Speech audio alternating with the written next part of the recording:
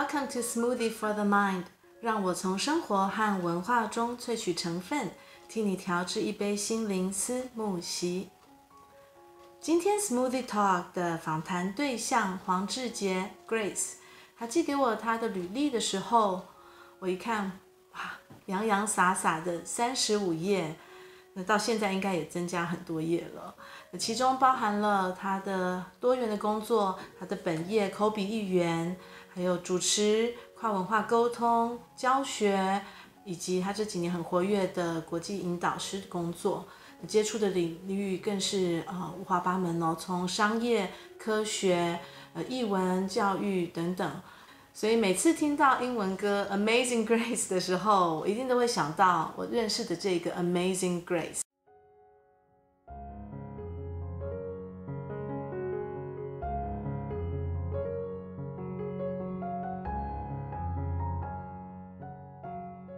刚刚引言的时候讲到你的很多角色，对不对？那当然你的本业是口笔译员嘛，因为我们其实就是在翻译研究所，其实更早，你在大学的时候19岁就认识了。但是你又是怎么时候知道这个是你想要做的工作呢？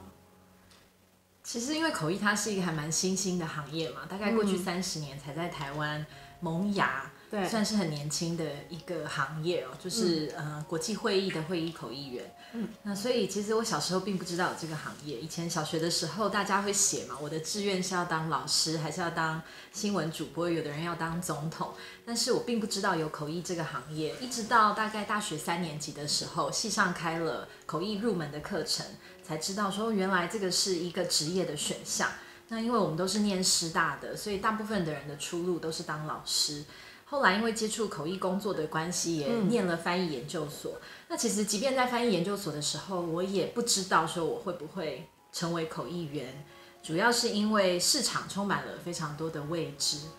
那即便是其实实际做了口译工作，到现在是第10年了，还是必须要非常坦白的说，实际开始做这个工作的时候，还是会有的时候会质疑自己，会觉得哇，我真的能够以这个职业为生吗？大概是一直到了工作的可能第7年到第8年，才发现说哦，好像已经比较站稳脚步了。所以我觉得它不会是一个决定性的时刻，说我什么时候要成为口译员，反而是从事了这个工作之后，才慢慢好像我们英文说 ease into it， 就是慢慢的找到那个诀窍。所以你觉得你是慢慢一边做这个行业，一边认识你自己，然后慢慢跟他磨合，现在就觉得是蛮舒适的，有点老夫老妻的阶段了吗？跟这个职业绝对还没有到老夫老妻，因为我觉得还有太多要学的地方，包含就是自己在专业技巧上面都觉得有太多可以更精进的地方。还有就是口译，我们常常处理的接触的都是最新的趋势跟议题。所以每1-2年其实碰到的主题就会一直在改变。比如说前几年我们要做的主题，或许是在谈永续发展，在讲环保，可是这几年就开始，比如说转向在讲离岸风力发电，或者是讲 AI、讲5G 等等更新的议题。所以我觉得口译员是一个学习谦卑的行业，因为永远都要学习新的事物嘛。再来就是说我们常常在某一个场合服务会场的群众的时候，我们都是门外汉，但是现场的大部分人都是专家，所以我会觉得现在的确是比较舒服了，但是也还持续的在学习。这种感觉很像是当为人父母一样吧，就是当了父母才知道要怎么样子做父母，不是说我准备好了我才去做，而是我在做的过程当中一边学习。而且随着像你刚刚说不同的趋势、不同的挑战，有点像是孩子不断的去改变，你就要不断去适应他的改变的。对，没错，跟玩闯关游戏或者是玩电玩的打怪是一样的。正当你觉得说我驾驭它了，我觉得我可以掌握它了，但是这个东西又改变了。孩子是如此，其实对我们来说，口译工作也很像是这样，因为永远有学不完的主题嘛。那我们在工作上面花最多时间的，其实并不是到现场去做口译这件事情本身。我觉得口译员的生活就很像是学生一样，就是说我们并没有明确的上下班时间，因为没有在口译的当下，其实我大部分时间都是花在念书跟准备。念书就是念那一次会议或者是那一个主题的相关资料。你刚刚讲到这样子不断的去适应新主题，然后还有包括有点像是学生要去做一个专题报道，你要做很多资讯的搜集，这些能力还有一定是要具备的语言能力，还有语言转换的能力和一心多用的能力吧，还有很多临场反应。那这个可能又牵涉到，也许你有主持上面的经验，这个临场反应要超强的。你觉得就口译员这个工作上，还有哪一些口译员可能一般人不会想到的要具备的人格特质，或者是要特别具备的能力呢？我觉得口译员的好奇心非常的重要，因为我们每一次的工作都要接触新的主题，所以有的时候没有办法很深，但是必须要很广。那这个时候就对于任何的事情有一点好奇，就变得是一个很重要的特质。原因是因为如果不这样子的话，可能会觉得工作好辛苦。比如说今天我要做一个跟市场策略有关的研讨会，可是明天呢，我要做的是比如说博物馆相关的研讨会。那如果说没有好奇心的话，没有办法对这些主题具有一点点兴趣的话，做起来会非常的辛苦。所以我自己觉得口译员具备好奇心是一个很重要的特质。然后再来就是抗压性吧。我觉得口译员啊，某种程度上很像是新娘秘书，意思就是说，新娘秘书她一年要画100个新娘，但是对每一个新娘来说呢，那一次都是她一生唯一的一次。对，现在可能不只是唯一一次啦，可能离婚率这么高，可能好几次。但是重点是说，对于那个新娘来说，都是最重要的日子嘛。那口译员之于我们的客户也是一样的道理，就是说，虽然我一年可能要做好几十场不同会议的口译工作，但是对那一个单一客户来讲，那个就是他年度的盛会。所以口译员肩膀上面的压力，我觉得是蛮沉重的。沉重的压力不只是在于说我在那个现场必须要临场发挥，有好的表现，这个压力我觉得那个是比较微观的。但是更宏观的来说，就会觉得肩膀上面扛起了很多的责任，背负了很多客户也好，或者是主办单位或是观众对我们的期待。那我觉得说要有这个责任心当然很重要，但是同时也要能够在这样子的压力沉重的压力之下，能够也平常心，对，要提得起，但是同时要放得下，我觉得也是一个很重要的能力。你觉得你是个性使然吗？因为我一直认识你，你算是一个你的个性是蛮平稳的，不是大起大伏的那种。其实我觉得不是个性使然，是在过程当中慢慢学习。我可能只是在表现上面看起来比较内敛或是沉稳，但是内心其实是很多的这个涟漪，或者是波涛汹涌的。所以我觉得反而是在这个过程当中去学习怎么样子更平常心，学会重视一件事情，但是又懂得能够放得下它吧。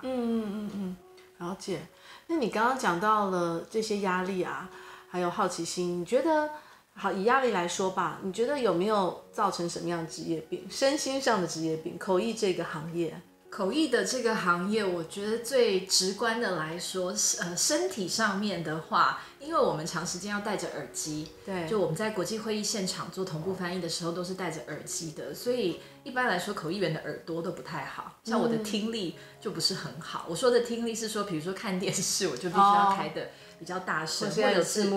或者是有时候有人在说话，我必须要很仔细听，我才能够听得清楚。我觉得这是一个职业病。对，再来就是说，我觉得因为我们常常工作上面啊，每一次都是新的场合、新的人，我必须要每一次都从头开始，那也是一种心理压力。就是说我每一次到了会议的现场，我都必须要拿出我最好的表现。那对于某些人来说，他平常是朝9晚5的工作，他比较难理解这一点，因为我每一天或者是我每一次出门的场合，它都是一个新的地点，我必须要了解新的主题，我必须要认识新的人，而且我必须要在这些人面前第一次就拿出最好的表现，或者是至少唯一一次不错的表现，或者是留下好的印象。所以我觉得这种压力是还蛮大的，感觉很像是每一天或者是每一场工作都在面对一个大型的考试，要拿出自己最佳的表现。所以我觉得在心理上面，这个是一个也可以说是职业病嘛，就是长期来说是高压的工作，不是在于说我在口译的现场我要把内容翻出来这件事情本身，它当然压力也是蛮大的，但是另外就是说，那个每一次要从头开始的成本，心理成本也好，沟通成本也好，都是很高的。那比如说有些人他是每天都到同一个办公室里面去工作，他每天都是面对认识的同事或者是熟悉的团队。但是对口译员来说，因为我们是自由接案嘛，所以每一个不同的案件，我要面临的团队、主办单位他们的习惯、他们的习气、他们的喜好，一直到小至于开会的地点、时间，这些都是我必须要时时刻刻非常注意放在心上的，就真的是皮要绷得蛮紧的吧。就除了在口译本身上面，我觉得背后的这些所谓 logistics， 这些环境或者是外在的要注意的地方也非常的多，所以心理压力我觉得也是一个吧。那就语言层面呢？因为口译员真的就是要言简意赅，对不对？但是我们一般人讲话的时候，像我可能跟你讲话，你就要听到很多然后，听了应该也会烦吧？就是你这样子的高标准，在一般的生活中会造成什么样的困扰？我觉得口译员因为在工作上面要花很多时间在聆听，而且聆听的时候不能只听微观的字词，我们其实听的是宏观的讯息，就是到底说了这一段话，它的中心思想是什么？工作上面要做很多这样子的事情。所以我觉得反而在生活上面，另外一个职业病就是会对讲话没有重点这件事情很没有耐心。对，然后所以比如说有时候跟家人也好，或者是另外一半也好，他可能讲2分钟，我就知道说他想要讲什么了。但是如果他再继续说的话，我觉得很多时候耐心跟同理心在工作上面已经用掉很多了，就会比较耐心会少了一点。这也是一个职业病吧。没有想到再来就是说，我觉得有的时候在语言上面会有太高的标准吧，不一定是那个赘字赘词，我觉得那倒是比较细部的层次，而是说到底某一个人说话他想要讲的，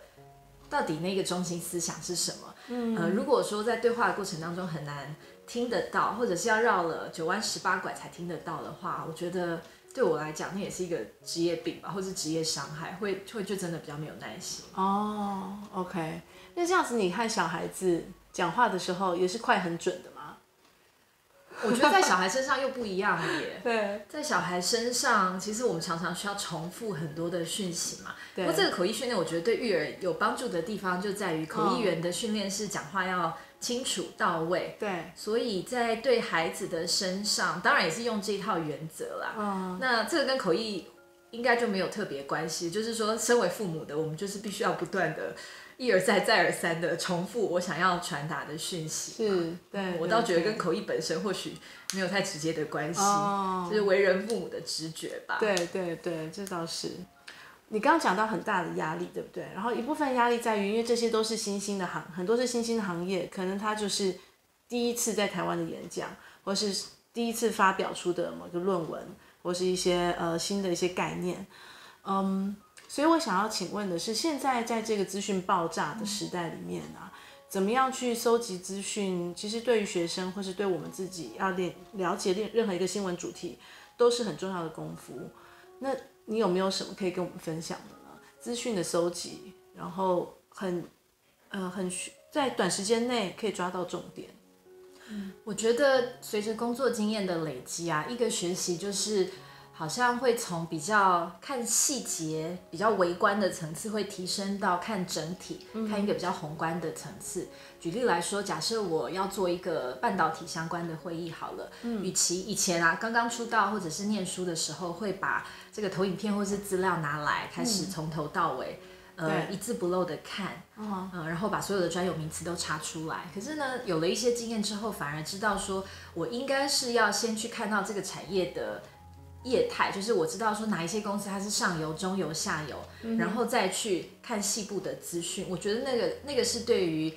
理解或者是吸收比较好的方法。就是我们常常会很容易见树不见林嘛。对。那我觉得做了口译一段时间之后，发现说先看到树林都比看到单棵树来的要重要。那很多人就会问我说，那口译是不是要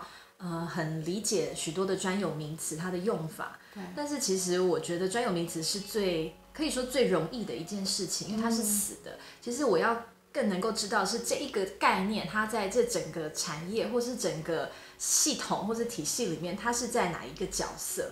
还有它所代表的背后的意义，那个我觉得会比这个专有名词它的英文是什么，或是它的中文是什么，来的要更重要。所以比如说之前做了一个国际研讨会，他在讲手部卫生，就讲到金黄色葡萄球菌。那与其要知道金黄色葡萄球菌的英文叫 MRSA， 其实更要知道的是它对于它的作用是什么，它的机制是什么。这个比起要知道它的英文名称或是那个专有名词来的要更重要嘛，因为它会影响你对整体资讯的理解。所以我觉得很重要的一个技巧是看到比较宏观的角度吧，看到全貌，而不是只看到细节。新闻慢慢的碎片化，所以我们有很多很多很小的资讯。第一个就不知道它是真是假，对不对？假设它是真的，可是我们收到的很多的就是一小则一小则，要怎么把它拼凑出一个比较完整的脉络，这也是蛮重要的一个功夫。所以其实我们工作上面会做很多的大量的阅读啦，从阅读里面自己再去做统整，还有整理。所以我觉得是很多归纳的功夫吧，归纳跟判断的功夫。讲到功夫，你刚刚提到口译员的压力，所以你应该有一些自己抒压的不二法门吧？所以想要听你讲一下有哪些抒压的好的方式，这样子。我自己抒压，我觉得对我来说蛮有帮助的方式就是阅读。这个阅读现在未必是纸本的阅读了，这个阅读的形态它也现在有时候是线上的，比如说听有声书。所以我想与其说是阅读，还不如说是吸收，让自己的大脑可以暂时放下，比如说工作里面的内容，去吸收我喜欢的资讯，例如你现在你是听哪一类型的呢？我现在是我其实以前看比较多小说或是文学，但是这几年来，我想也是因为进入职场的关系，所以读很多跟大众心理学相关的书，或者是很多那种自我提升的书籍。虽然以前好像不是很喜欢，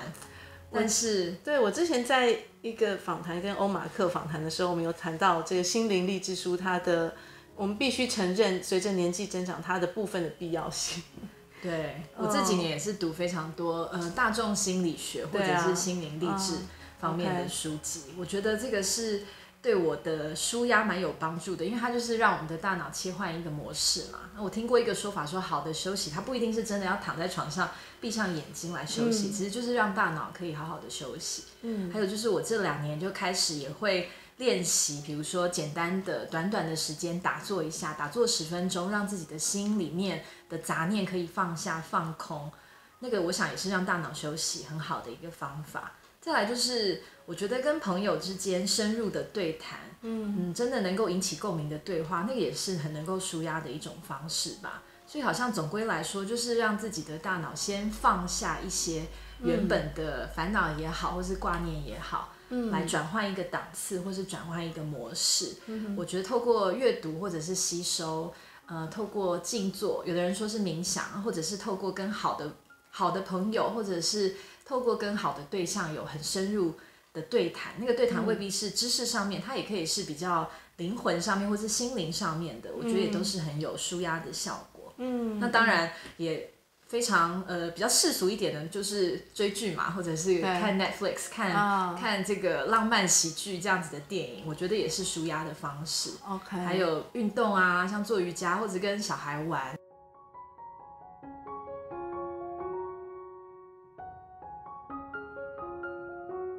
我知道你近年来的另一个新的身份，这几年也很活跃的，就是引导师的工作。那引导师这个工作，也许不是所有的人都这么的清楚，所以想要请 Grace 跟我们简介一下这份工作，还有你怎么踏入这个行业的。我会进入会议引导师的这个工作，也是因为口译的关系。那会议引导师的这个行业啊，它其实是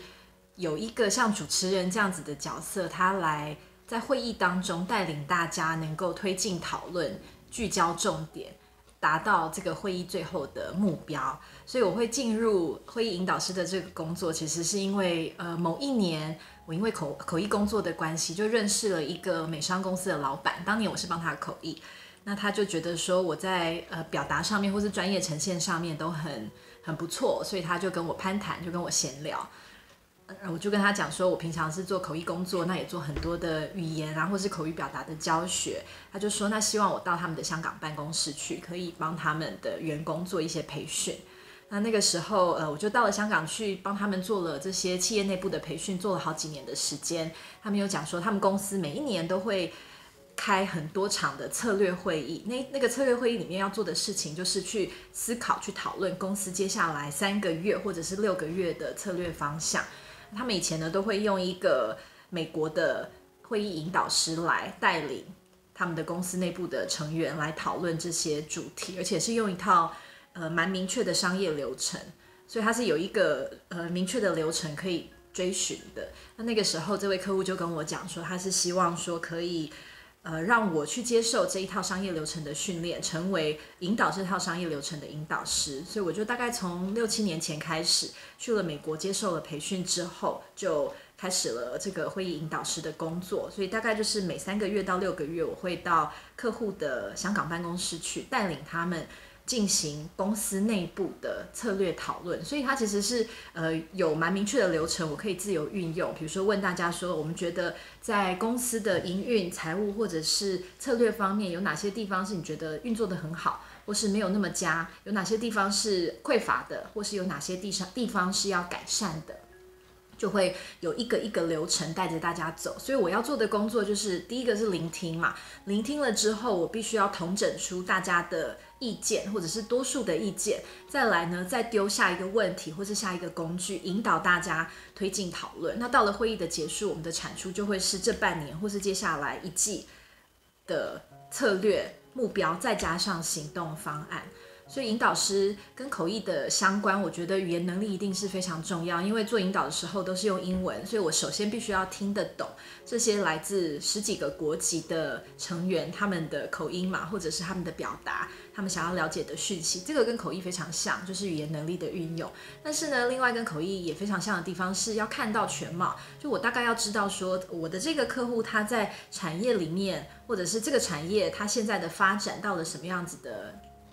程度，那客户在这个产业里面他又是扮演什么样的角色？公司在过去这半年来，不管是营运策略或是财务面，它有哪一些调整？这个也跟口译很像嘛，就是必须要事前做功课。但是跟口译蛮不一样的地方是，口译我们是在说别人的话，就是说你讲了一段话，然后我必须要把它翻译成另外一个语言。我对于内容本身我没有太多可以调整或者是可以主导的地方。可是其实在会议引导里面，我可以做的事情是我可以去形塑这个讨论的方向。当我觉得开始文不对题的时候，我就可以再丢另外一个新的问题出来说的确你刚刚讲的是没有错，但是我们回到好策略方向呢，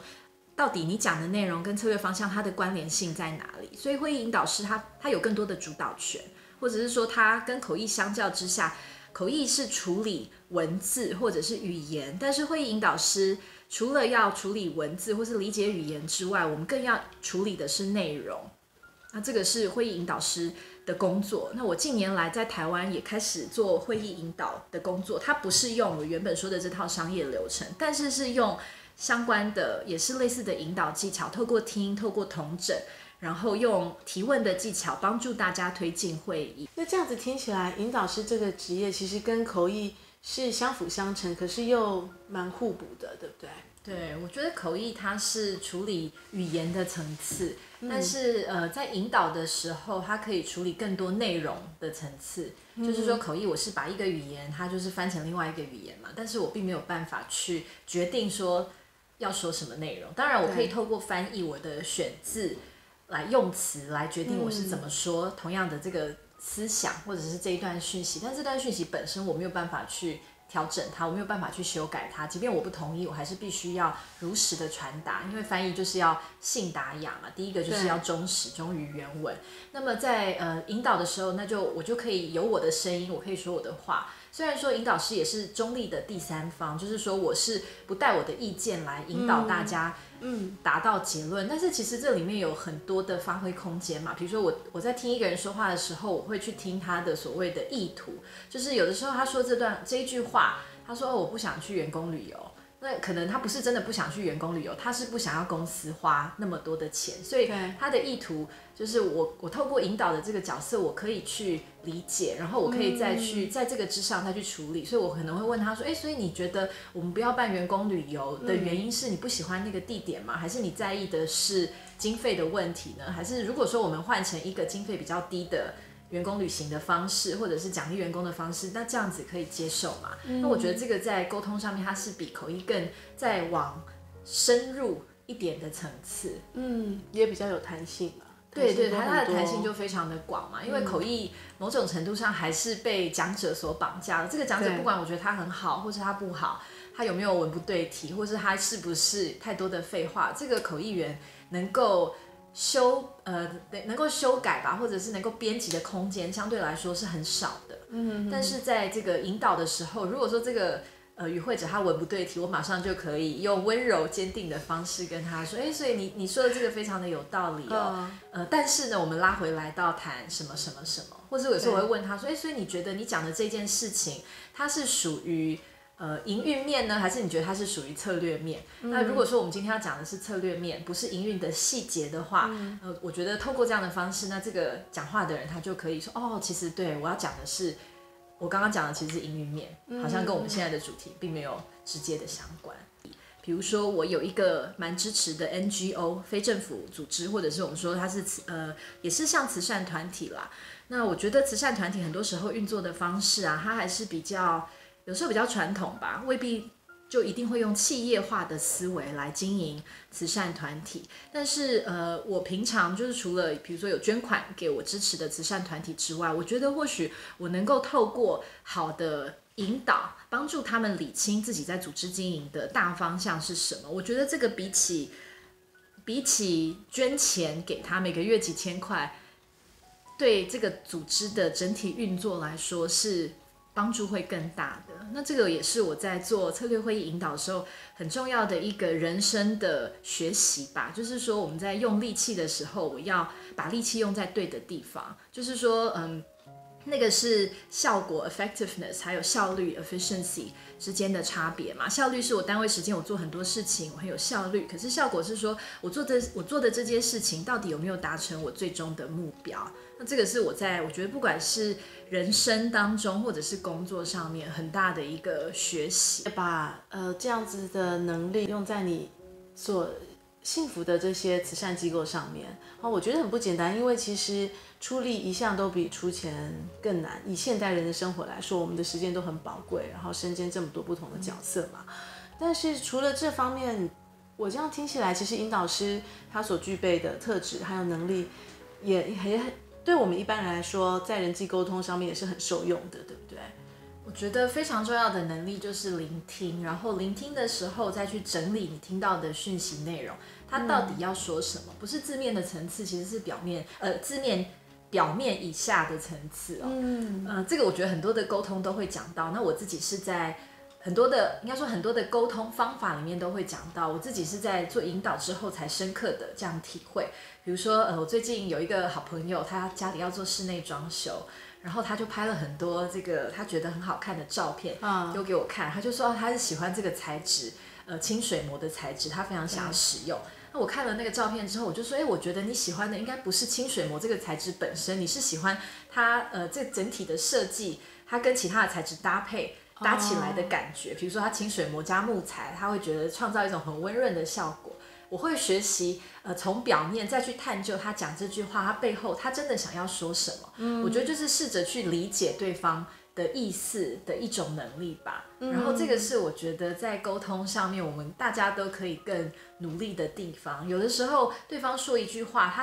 他讲话背后的原因比起他讲这句话本身来的要更重要。所以我觉得会是去试着理解，还有试着去聆听，试着去判读对方他讲这句话到底是为什么。那我也相对来说，我会学会说，我讲这句话，我要让对方知道我为什么讲这句话。比如说不久之前，我的助理他帮我做了一些投影片，然后这个投影片是我上课要用的。他给我第一个草稿的时候，我觉得做得非常好。然后我就问他，但是我问他说，这个就是上课要用的投影片吗？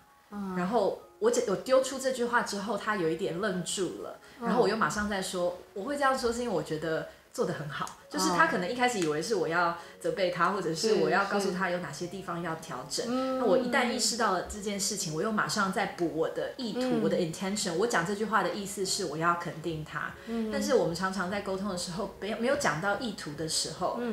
会很容易造成很多时候我们只对对方做表面的理解，没有办法做深入的理解。对啊，我觉得现在人际沟通，尤其大家常常就是用通讯软体嘛，用 Line、用 Email， 其实更难去捕捉到这些细微的感情，或者是说背后的语气和意图，对不对？有时候其实真的是你看一则讯息，你要怎么解读都可以。对，而且有时候透过通讯软体，或者是透过纯文字，你没有办法看到对方的肢体语言或者是脸部的表情嘛，那这种很多协助沟通的元素都在这个当中流失了，所以我们更要花好多的心思来判读对方到底想要说什么。我觉得这也是现代人沟通的一个挑战吧。是啊，所以有时候会觉得好像你会觉得这样省时，可能用线上沟通，可是反而会觉得蛮累的。我觉得这个累可能来自于我们其实不意识的都必须要花一些功夫去解读，又再解读，它是这个意思吗？但是我们当然自己也许读讯息的时候没有感觉到我自己在花那个力气，但是这些解读、这些猜测、臆测，其实也都是一个心神的耗费。对啊，而且有时候自以为说这样很有效率，但是它可能是没有达到效果的。沟通的效果。我很喜欢的一本书，不知道你有没有看过，是 Stephen Covey 的The 7 Habits of Highly Successful People。of highly effective people， 它中文应该是翻成与成功有约，听起来是很老派或者是非常非常的拔辣的这种自我提升的书籍，但是我觉得它里面讲到的人生哲学对我来说都很受用。它其中就讲到一句话，他说You can be efficient with things, but you have to be effective with people， 就是说我做事的时候，当然我可以强调效率，但是我跟人的话。我跟人相处，我没有办法强调效率，我要强调的是效果。所谓的效果，就是说，如果我要把这件事情做好，比如说我跟女儿要沟通，我要先打好我们两个之间的关系，那其他的一切就会因此而顺了。比如说她现在出门，她急着，我急着要她出门去上学，然后她就是不收她的书包也好，或者是衣服也好，上学的用品也好，那这个时候我其实没有办法强调效率。我在这时候强调效率是最反效率的事情，我反而要强调的效果。那个效果是说，那我是不是可以让他知道说，妈妈现在很关心你，妈妈要让你，要帮助你准备好去上学。那往往是我们在强调效率的时候，我们就牺牲掉了效果这件事情。那我觉得就在不管是亲子也好，或是人际沟通也好，这好像也是现代人因为追求资讯或是科技的便利，有时候会牺牲掉的一个环节。是耶，真的蛮引人深思的。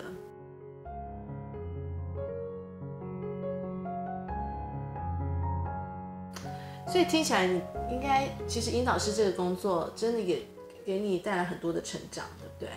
那如果从口译到引导师，我们先以这一路走过来，包括你其中很多的像主持啊，还有教学，这10几年来，你有没有什么样的人生哲学？你觉得是你这些职业教给你的，可以跟我们分享的人生哲理？我觉得非常重要，我也还在学习的一个哲学是学习放下很多的执着，因为口译工作它就是一个在现场必须要及时反应的工作。那以前我都会常常很懊恼，会觉得说我刚刚那一句话没有讲好，甚至很夸张，就是说我在口译的工作当中，我会录音录自己的表现，然后我一离开会场，我就把这个耳机插到我的手机里面去，开始听刚刚的表现，好像想要证明说我做的可以了，或者是我没有太差，会非常的在意患得患失自己的表现。但是后来慢慢发现说，其实越患得患失，表现的就越不好，因为我们把所有的心神跟注意力都拿在担忧或者是焦虑这件事情上面。那焦虑它是最耗费心神的嘛，而且它就是自己在空转。后来就发现说，那我还不如把这个注意力或是我的精神，那焦虑它也是一种能量，把它拿来放在休息上面，或是把它拿来放在运动上面，都会是比起我在那里空紧张或者是穷焦虑来的要更好。所以我觉得是学习放下这件事情，放下对自己的评断也好，或是放下完美主义的高标准也好，反而是让自己的表现提升的更好一种方式。然后再来就是说，我自己当了妈妈之后啊，以前就是我是蛮工作狂的个性嘛，所以所有事情都会想要把它做到最好，做到90分觉得还不够，觉得还想要更好，永远是在挑剔自己。但是当了妈妈之后，非常非常务实的，就是没有那么多的时间。所以当我没有那么多的时间可以去准备好一场口译的工作的时候，我必须要更聪明的运用我的时间。然后也发现，所以其实表现也未必比较差，甚至还因为更有策略的运用自己的时间跟精神，有更好的表现。所以会放下以前一些对完美的偏执，还有执着，还有没有，我刚刚只是想到，因为口译，尤其会议同步口译来说，其实它就是一个不断一直在放下的过程，对不对？没有错。如果你因为这边跌了一个跤，除非是真的非常严重的错误需要去改正的话，要不然你反而后面进来的讯息就会卡住了。对，没错。对不对？所以就是一直在学习放下的过程。对，就是在口译的过程当中，一直不断的要放下。我刚刚那句讲的不好。我不能活在过去，如果我还执着于刚刚的那一句，我就是活在过去。那我害怕等一下我翻不出来，这个就是活在未来。所以他教会我，一个是放下，另外一个就是真的是专注在当下。因为我们口译的时候，的确是在那个当下的注意力是开到100%，甚至120%嘛。像有的人会讲说啊，有的人会说自己在口译的过程当中可以进入一种我们叫心流的状态，就是好像你心无旁骛，然后完全的把自己投入在那个当下，通常是这样子才会有更好的表现。然后我发现就不是只有口译这样子嘛，就是人生也是这样。当我不太去执着的时候，人舒服了，好像什么事情也都就是通畅了。就是这个听起来过去心不可得，未来心不可得。对，这也是我去按摩店的时候看到他们的 slogan， 他说人放松了，就一切就通畅了。那我觉得其实非常非常的适切，不管是用在生活或是工作的哪一个面向都是。